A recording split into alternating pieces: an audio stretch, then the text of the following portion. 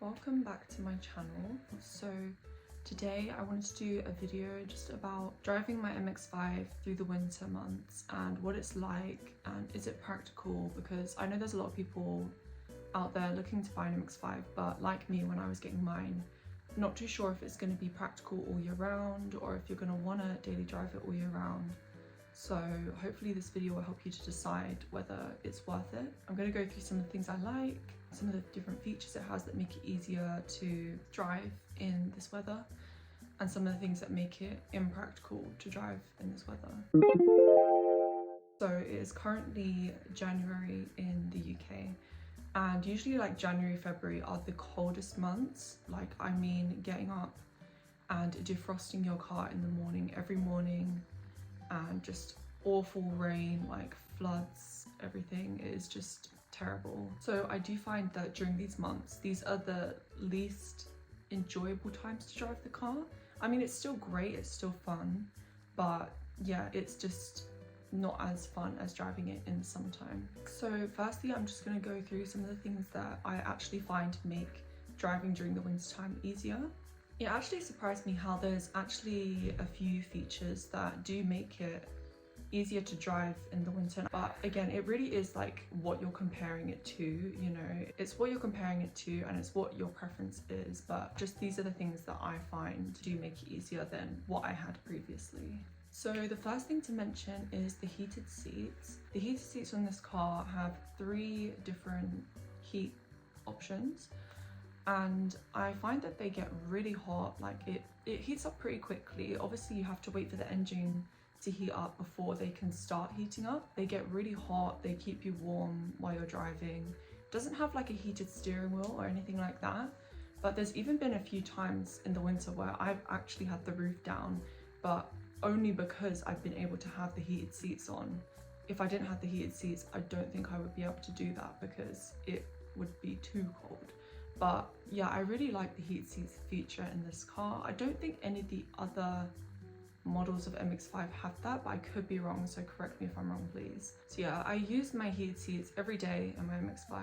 Actually, sometimes it gets too hot, even in the winter, so I have to turn them down. So it's great. It's nice to have the option to be really warm if you want to, and also not. Another thing that I like about the heated seats is I do not like to drive in heavy attire, like coats and like heavy jumpers and things. So once my car is like heated up a little bit, I will pull over sometimes and literally take off my jacket and drive in just like my top that I'm wearing. So the next thing that makes my car easier for driving in the winter is it has a heated rear windscreen. I really love this feature. It just makes it so much easier when you're getting up in the mornings and de-icing your car, that you can just switch on your engine, turn that on, then you can deal with the other windows separately. I'm gonna add a little clip in of me de-icing my car in the morning and like my routine of that, because I feel like it'll be easier to show you this. Okay, so this is what my car looks like in the morning, and it's really icy like almost all the time in the winter. However, this winter hasn't been that bad, and fun fact about me, I really enjoy doing this every morning, which I know is a bit weird. But anyway, I was just getting my car and you can see how icy it is from the inside. Can't see anything, so I just turn on my engine. So then I just switch on my heated rear windscreen and turn on these settings for the aircon, and you can see it's already starting to melt. So then I just start on the right window, the driver's side window, just like scraping everything, and then I start in the middle of the front windscreen, because like it's already started melting a bit from the air conditioning being on, and I just work my way around the edges and like at the top part, and yeah, it's really satisfying.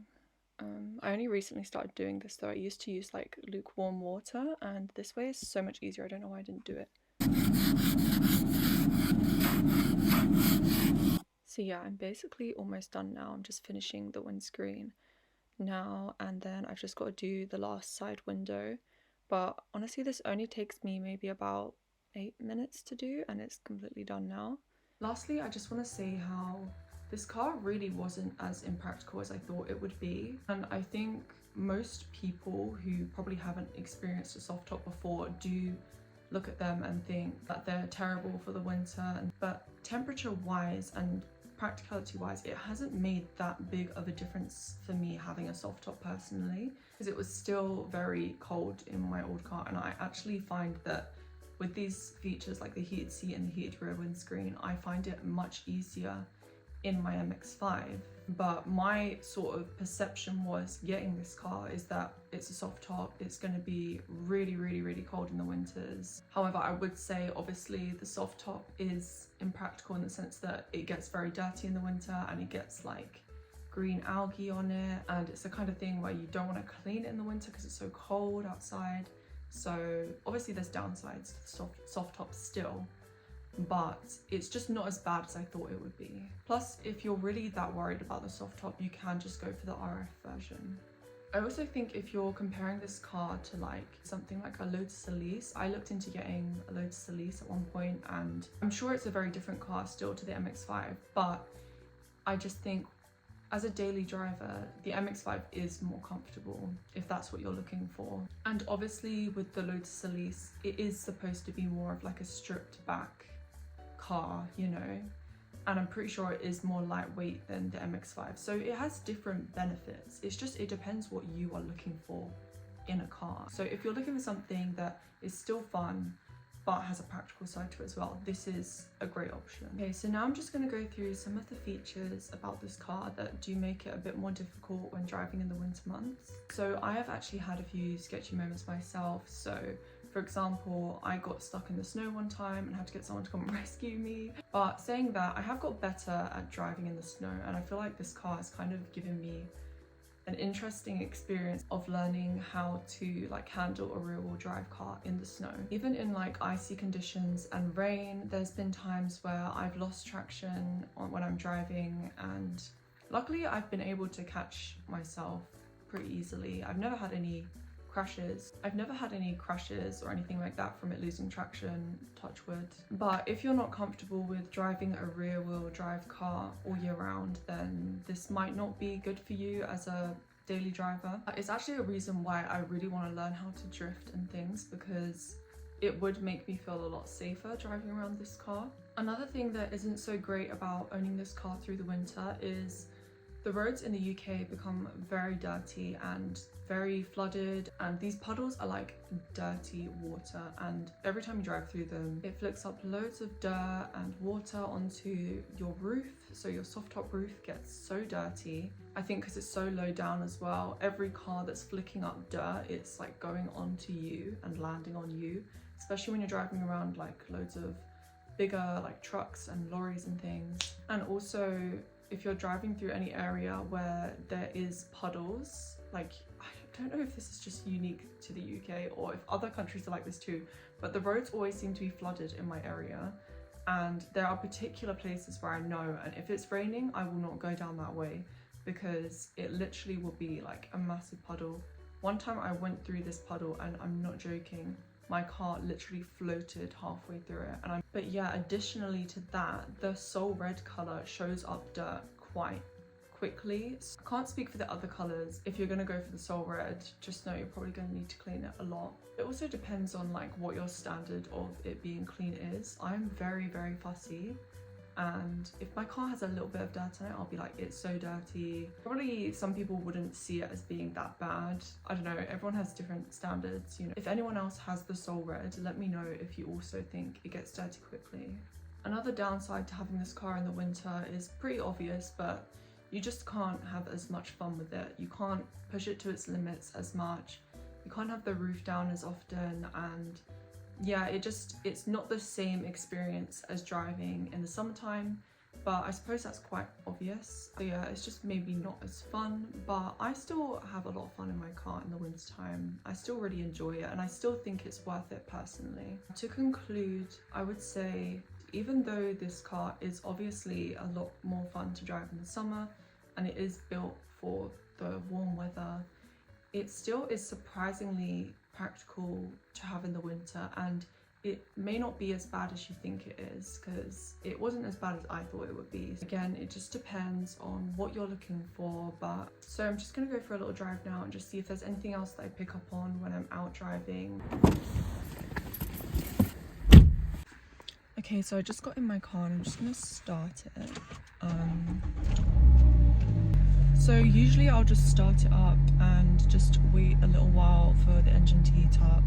I usually just wait a little bit until the rev counter goes down to like where it's at 1. So yeah, it actually doesn't feel too cold right now.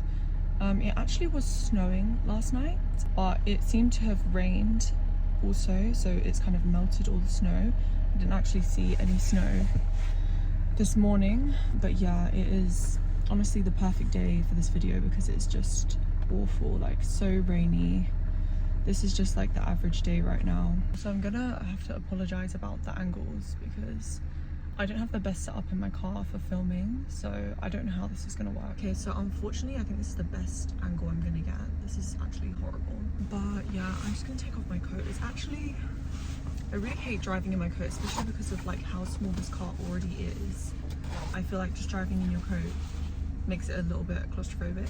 And it's also really hard to take your coat off in this car because there's not a lot of space. The engine has heated up enough now, so I'm just gonna start going. Okay, I'm just gonna go now.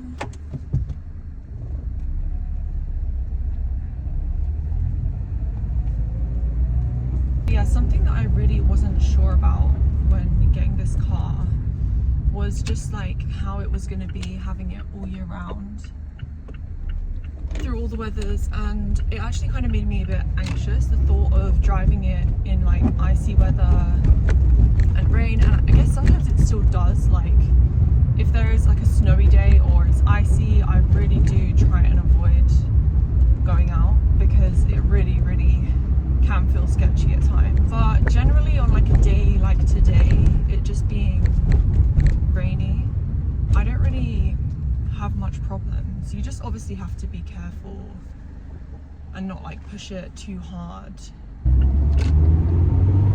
But I mean, you can still have fun with the car, you know, in this weather. Probably if you have like the earlier generations, you might have more problems driving around in the winter. Because I know as well the older generations have problems with rust and things, so it's probably not ideal to have one of those all year round. But I do think there's absolutely no issues with having this one all year round. Just went through a massive puddle. Wow. Maybe in this video you'll also be able to hear a bit of the road noise, because I mentioned that in my last video, and I feel like it is a big problem for lots of people. And it was something that I really thought about as well before getting this car, but it really doesn't bother me too much. And I don't do lots of motorway driving. Maybe if you are gonna plan on using this a lot in the motorways, it's something to think about. Also, it is so dark in the UK right now. It's already 3 o'clock and it's getting dark. It's just a little bit depressing.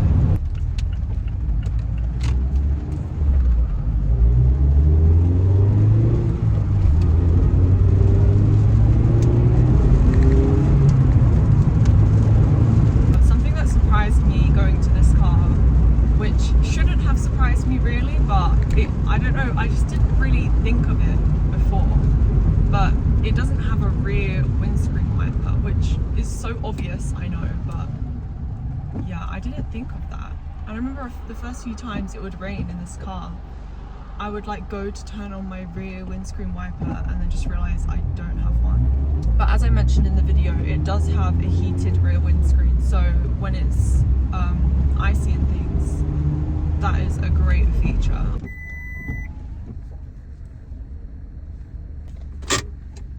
I'm just gonna go get myself a snack from M&S. I hope this video helped you to decide if this car will be good for you. And please let me know in the comments if you have an MX-5 and what you think about driving in the winter. Do you have the same opinions as me, or is there something that I'm missing? But that is all. Thank you for watching. Please like and subscribe, and also follow me on my socials. I will link them down below.